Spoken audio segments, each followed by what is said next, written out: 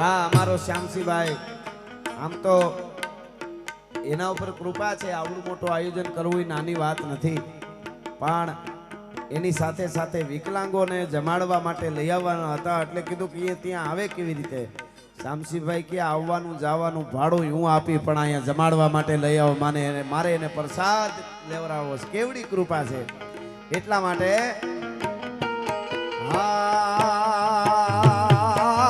બીજ ભાળી